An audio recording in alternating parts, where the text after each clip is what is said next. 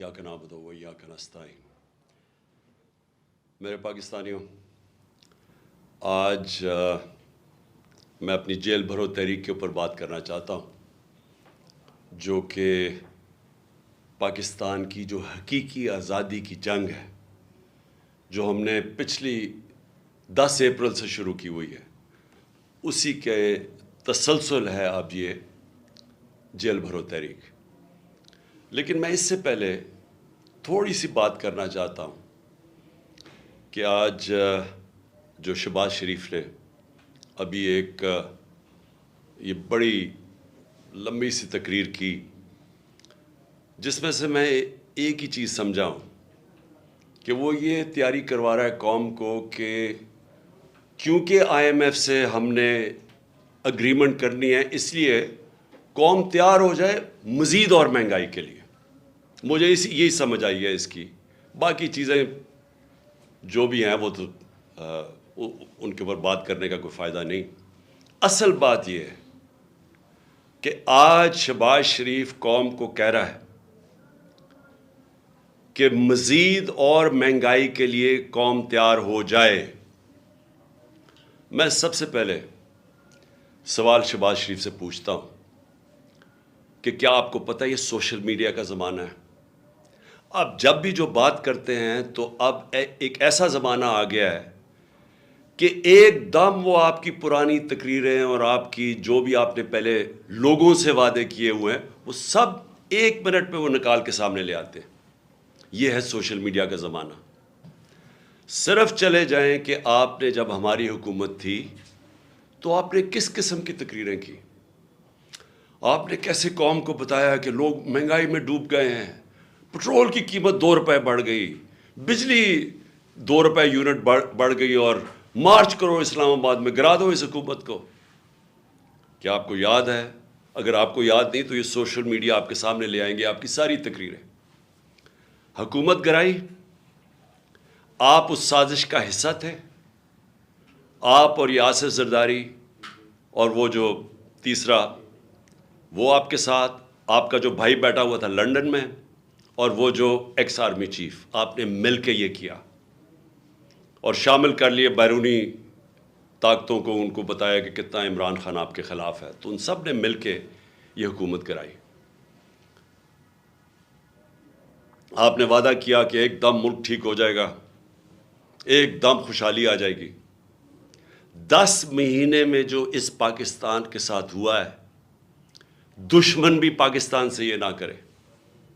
10 महीने के अंदर पाकिस्तान की 50 साल के अंदर, पाकिस्तान की तारीख में 50 साल में सबसे ज़्यादा महंगाई हुई है। हम जब गए थे, जब आपने पूरी 3 लॉन्ग मार्चेस हुई महंगाई के ख़िलाफ़, आपकी सारी PDM ने की, तो तब 12 से 12.5% महंगाई थी। आज 3 गुना महंगाई उससे ज़्यादा है।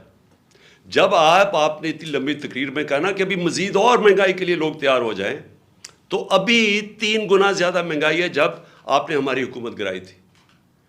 और आपने जब हुकूमत गिराई थी और आपने ये जो 3 गुना ज़्यादा महंगाई की थी, तो क्या हुआ था? हमारे ज़माने में हम भी IMF के 2.5 साल प्रोग्राम में थे। तो अगर आप IMF के कंधे पे बंदूक चला रहे हैं, तो हम 2.5 साल IMF के प्रोग्राम में थे। उसके ऊपर कोरोना सारी दुनिया के अंदर एक वबा आई थी, उसकी वजह से सप्लाई लाइंस अफेक्ट हुई थी। जब सप्लाई लाइंस अफेक्ट हुई थी तो सारी दुनिया में महंगाई आई थी।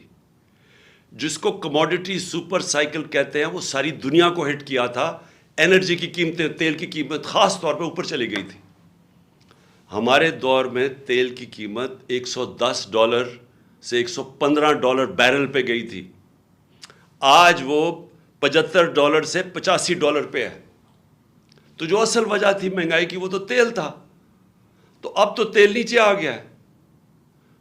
आज जो घी हमारे ज़माने में था, वो आजकल जो पाम ऑयल जो बाहर से लेके आते हैं, जो इंपोर्ट करते हैं, वो दुगना था आज के मुकाबले में। आज घी कितना महंगा क्यों है? आज डीजल और पेट्रोल इतना महंगा क्यों है? 100 रुपया ज़्यादा है हमारे दौर से। تو آج یہ جو آپ نے جو آج بھی پاکستان کی تاریخ میں پھر سے 50 سال میں سب سے زیادہ مہنگائی ہے اور ہمارے دور سے 3 گنا زیادہ مہنگائی ہے، آج آپ کہہ رہے ہیں کہ کیونکہ IMF سے ہم نے اگریمنٹ کرنی ہے ابھی مزید اور مہنگائی کے لیے تیار ہو جاؤ. اور پھر یہ جو سارے لوگ آپ نے بٹھا کے یہ عوام کو یہ تیاری کروائی تھی مزید اور مہنگائی کی، تو میں سمجھا کہ آپ کوئی بڑا کوئی فیصلہ کریں گے. ہم امید ہی رکھتے رہے کہ شاید آپ کو کوئی عوام کی فکر ہو اور آپ ایسی سٹیٹمنٹ دے دیں کہ آپ نے اور یہ جو آصف زرداری نے اور آپ کے خاندانوں نے جو 30 سال سے پیسہ چوری کر کے ملک سے باہر لے کے گئے ہیں، جو لنڈن کے سب سے مہنگے علاقے میں 4 لگژری فلیٹس ہیں، سب سے برطانیہ کا پرائم منسٹر وہاں نہیں رہ سکتا، بیٹا رہتا ہے جو کہ 9 ارب پرانے اب 10 ارب کا کم از کم وہ جو پراپرٹی ایک بیٹا رہتا ہے 1 ہائیڈ پارک، باقی ان کے بزنس انٹرسٹ ہیں، ان کے بینامی پراپرٹیز ہیں. جب سے میری حکومت گئی میں نے تب فیصلہ کیا کہ ملک کے حالات ایسے نہیں کہ میں اپنے ملک میں کوئی نقصان پہنچاؤں اپنے ملک کو. میں نے ساری جو اپنی جد و جہد کی 10 اپریل کے بعد وہ ساری آئین اور قانون کے بیچ میں کی. ہماری پوری کوشش یہ تھی کہ ہمارے ملک کو ہماری جد و جہد سے نقصان نہ پہنچے، ہماری حقیقی آزادی کی جد و جہد سے. کہ جس طرح غداری کی گئی اس قوم سے، جو میر جعفر اور میر صادق اس قوم کے تھے، جنہوں نے ملک کو ایک چلتی ہوئی اکانومی کو گرا کے اور آج گھٹنوں پہ کھڑا کر دیا. پاکستان گھٹنوں پہ ہے. آج ہم IMF بلکہ کسی بھی دنیا کی اب طاقت کے سامنے جب ملک ہی بینک کرپٹ ہو گیا تو ہم کیا بات کر سکتے ہیں؟ یہ آپ کی اور آپ غداروں کی ذمہ داری ہے. آپ ذمہ دار ہیں اس کے کہ جنہوں نے اس ملک کو آج یہاں کھڑا کیا ہے. انڈسٹری بند ہو گئی ہے، ہر روز لوگ بے روزگار ہو رہے ہیں. فیصل آباد جا کے دیکھیں، جدھر مزدور نہیں ملتا تھا آج وہاں حالات دیکھیں. ایک طرف بے روزگاری بڑھ رہی ہے، دوسری طرف مہنگائی بڑھ رہی ہے. اس کا کون ذمہ دار ہے؟ اس کے آپ اور آپ کے سہولت کار جنہوں نے یہ سازش کی تھی، آپ ذمہ دار ہیں. ملک کو یہاں لا کے کھڑا کر دیا ہے کہ جو ملک 6% کے اوپر گرو کر رہا تھا، 17 سال کے بعد ملک کی گروتھ ریٹ اتنی تھی، ایکسپورٹس بڑھ رہی تھی، دولت میں اضافہ ہو رہا تھا، اوورسیز پاکستانی ریمیٹنسز بھیج رہے تھے، روشن ڈیجیٹل اکاؤنٹ میں $5 ارب آ گیا تھا، ہمارے ملک میں تاریخی ڈالر آیا تھا. اور اس ٹائم پہ 50 لاکھ ہم نے نوکریاں دی تھیں. اور اس کے باوجود کہ دنیا کے اندر ایک عالمی مہنگائی آئی تھی اور وہ امپورٹ ہو رہی تھی، اس کے باوجود ہم روک کے رکھے ہوئے تھے. ہم نے پوری کوشش کی عوام پہ زور نہ پڑے. اس گورنمنٹ کو گرا کے آج پاکستان کو ادھر کھڑا کیا ہے.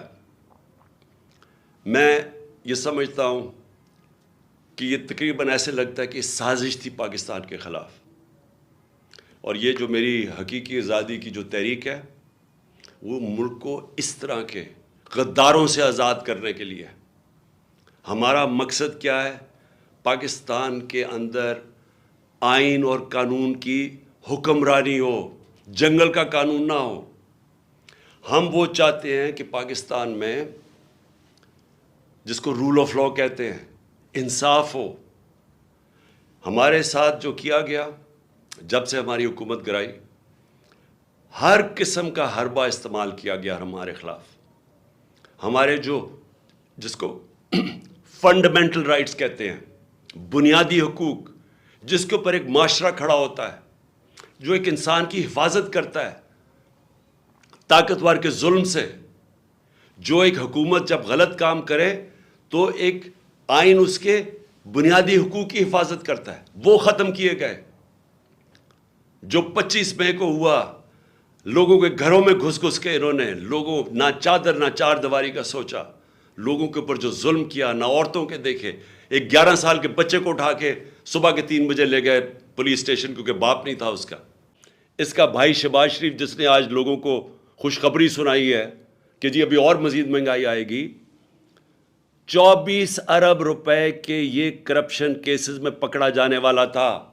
اس کی ٹرائل ہو رہی تھی، اس کے اور اس کے بیٹوں کی. ایک بیٹا مفرور تھا، دوسرا بیٹا ان کی ٹرائل تھی. 16 ارب روپے FIA کے کیسز جس میں یہ بچ ہی نہیں سکتے تھے، نوکروں کے نام پہ 16 ارب روپیہ لیا، اور یہ جو پیسہ نظر آ گیا، اس کے علاوہ جو پیسہ کسی کو نہیں پتا۔ 8 ارب روپے کے نیب کا کیس، جو یہ نیب چیئر نے ریزائن کیا ہے، اس سے پوچھیں تو صحیح کہ یہ آپ کے سامنے نہیں آیا 8 ارب روپے کے کیسز۔ اور وہ کیا کیس تھا؟ انہوں نے یہاں سے ہنڈی حوالے سے پیسہ باہر بھیجا، اور پھر ان لوگوں کے نام پہ، چینی والا اور پاپڑ والا اور ان کے نام پہ پیسہ ریمیٹنسز دکھا کے بھجوائی، فراڈ کیا۔ چیف منسٹر تھا وہ آدمی، پرائم منسٹر ہے۔ آصف زرداری دنیا کے اندر اس کی چوریوں کا پتہ ہوا ہے، اس کو مسٹر 10% کہتے تھے۔ فیک اکاؤنٹس کیسز میں یہ پکڑا ہوا تھا، اربوں روپے اس نے علیحدہ ملک سے باہر بھجوائے۔ وہ اس ملک کا دانشور بنا ہوا ہے، وہ چیف ایڈوائزر ہے، اس کی وہ گورنمنٹ کا حصہ ہے۔ رانا ثناء اللہ جتنا اپنا ان کا نون لیگ کا وہ منسٹر کہتا ہے، اس کا باپ کہتا ہے کہ اس نے 18 قتل کیے ہیں، کئی فیصلہ آباد کے لوگوں سے پوچھیں کہ اس کا ٹریک ریکارڈ کیا ہے، کون سا جرم ہے جس میں یہ ملوث نہیں ہے۔ یہ آج ملک کے اوپر بیٹھے ہوئے ہیں، اور اسٹیبلشمنٹ ان کے ساتھ کھڑی ہو گئی ہے، اور قوم کو کہتی ہے کہ جی ان کی غلامی کریں، اور جب قوم نکلتی ہے تو ہمارے سارے مار دھاڑ کرنا، راتوں کو پکڑنا، کیسز کرنا کہ ہم کس طرح کے کوئی غلام ہیں، ہم کوئی بھیڑ بکریاں ہیں۔ یہ قوم یہ برداشت نہیں کرے گی، اور میں آج وارننگ دینا چاہتا ہوں آپ کو کہ اسی طرح اگر ایک ملک کا جب قانون ہی نہیں رہے گا، جب بنیادی حقوق عوام کے نہیں رہیں گے، جب آئین کی اوپن وائلیشنز ہوگی، 90 دن کا آئین سٹیٹ کرتا ہے بلیک اینڈ وائٹ، الیکشنز 90 دن کے آگے نہیں جا سکتے، 90 دن کے بعد یہ کیئر ٹیکر نہیں رہ سکتی۔ پہلے تو شرم کی بات ہے کہ اس بد دیانتدار الیکشن کمیشن جو چیف الیکشن کمیشنر ہے، اور انشاءاللہ اس کے اوپر آرٹیکل 6 لگنا چاہیے، وہ چیف الیکشن کمشنر نے جس طرح کی 2 کیئر ٹیکر گورنمنٹ بنائی ہیں، کیئر ٹیکر کا مطلب ہوتا ہے نیوٹرل کیئر ٹیکر۔ یہ اس طرح ہے کہ یہاں شہباز شریف حکومت کر رہا ہے اور ادھر فضل الرحمان حکومت کر رہا ہے پختونخوا کی، سارے اپنے لوگ بٹھا کے۔ وہ پولیس والے، میں پھر سے کہنا چاہتا ہوں، اور میں وہ پولیس والوں کو بتانا چاہتا ہوں جنہوں نے ہمارے اوپر یہاں ظلم کیا تھا 25 مئی کو، انشاءاللہ جو مرضی یہ کر لیں، حکومت تو آنی ہے ہماری۔ میں انشاءاللہ اپنے اللہ کے سامنے یہ کہتا ہوں کہ اس باری پہلے تو آپ نے قانون توڑ کے بچ گئے، پہلے تو آپ نے غیر قانونی چیزیں کی اور ہمارے فنڈامنٹل رائٹس کی زیادتی کر کے، ظلم کر کے بچ گئے۔ اس باری آپ نہیں بچیں گے، یہ میرا آپ سے وعدہ ہے۔ میں زندہ رہا، میں انشاءاللہ انشور کروں گا کہ اس ملک میں جو ظالم ہے، جو بے قصور لوگوں پہ، جو جمہوریت کے اوپر اٹیک کرتا ہے، انشاءاللہ آپ کو ہم قانون کے کٹارے میں کھڑا کریں گے۔ میں یاد کرانا چاہتا ہوں قوم کو کہ انہوں نے سپریم کورٹ کو حملہ کیا، اس کے اوپر ڈنڈوں سے۔ یہ دنیا میں کہیں اس کی مثال نہیں ہے، جمہوریت میں چھوڑے آمریت میں اس کی مثال نہیں ہے۔ میں اپنی سینئر لیڈرشپ جس نے خود فیصلہ کیا کہ نہیں ہمارے سے شروع ہوگی گرفتاریاں، میں ان کو بھی خراج تحسین پیش کرتا ہوں۔ اور جو مجھے کل ابھی سے میسیجز آ رہی ہیں پشاور سے کہ ساری لیڈرشپ وہاں بھی تیار ہے اور عوام بھی تیار ہے جیلوں کے لیے، میں ان کو ابھی سے خراج تحسین پیش کر رہا ہوں۔ اور انشاءاللہ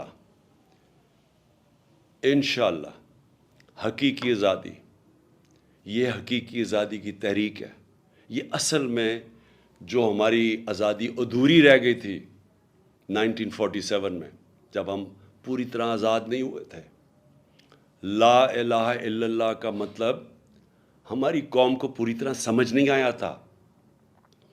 جو بھی لا الہ الا اللہ پڑھتا ہے وہ کبھی کسی قسم کی غلامی نہیں کرتا، اور خاص طور پہ خوف کے بت کی کبھی وہ پوجا نہیں کرتا۔ قرآن کی آیت ہے جو لوگ ایمان لے آئے اللہ ان کے خوف دور کر دیتا ہے۔ اللہ نے آج میں نے دیکھا لوگوں کے خوف دور کر دیے ہیں. میں نے وہ لوگوں کو جو آج دیکھیں سینز، میں اللہ کا جتنا بھی شکر ادا کروں وہ کم ہے، کیونکہ اللہ ہمیں اس حقیقی آزادی کی طرف لے کے جا رہا ہے جو صرف خوف کی وجہ سے ہمیں جس کی وجہ سے غلام رکھا تھا. پاکستان زندہ باد.